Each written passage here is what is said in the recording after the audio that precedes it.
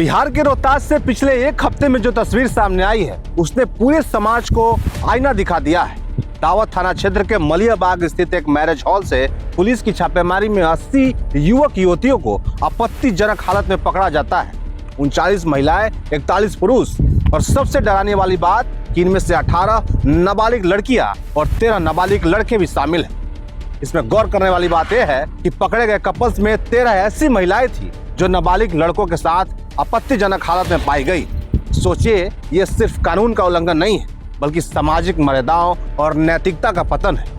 ये सभी लड़कियां आपस के ग्रामीण क्षेत्रों की बताई जा रही है, जिनमें से कई स्कूल और कॉलेज जाने वाली छात्राएं भी शामिल हैं। यानी जिस उम्र में भविष्य बनाना चाहिए उसी उम्र में युवा और नाबालिग बच्चे ऐसे अंधेरे रास्तों पर भटक रहे हैं। मामला यही खत्म नहीं होता है। करवंदिया थाना क्षेत्र के अमृत तालाब में देह व्यापारी की सूचना मिलने पर पुलिस छापेमारी करती है और वहां भी एक नाबालिग लड़की समेत कई लोगों को आपत्तिजनक हालत में पकड़ा जाता है। इसके साथ ही नासरीगंज के रेड लाइट एरिया में पुलिस की कार्रवाई, जहां आधा दर्जन युवतियों को हिरासत में लिया जाता है जिनकी उम्र तक स्पष्ट नहीं है। यानी सिर्फ अपराध नहीं बल्कि एक गहरी साजिश, एक गिरता हुआ समाज और खोती हुई पीढ़ी की कहानी है।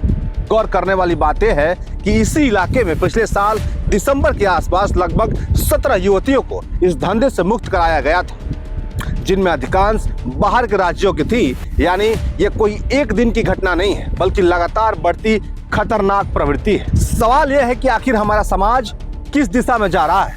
क्यों आज के युवा और अब नाबालिग बच्चे भी इस दलदल में फंसते जा रहे हैं? क्या इसका कारण मोबाइल और इंटरनेट की अनियंत्रित आजादी है?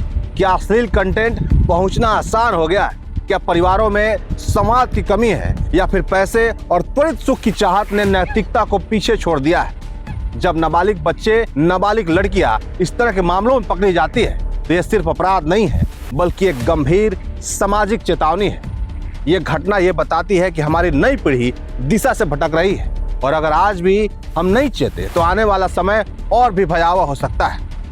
ऐसे में जरूरत है कि माता पिता अपने बच्चों की गतिविधियों पर नजर रखें, उन्हें सही गलत का समझ दें। स्कूल कॉलेजों में नैतिक शिक्षा को मजबूत किया जाए और प्रशासन ऐसे मामलों पर सख्ती से कार्रवाई जारी रखे, क्योंकि अगर समाज आज भी नहीं संभला तो कल ये हालत और बेकाबू हो जाएंगे।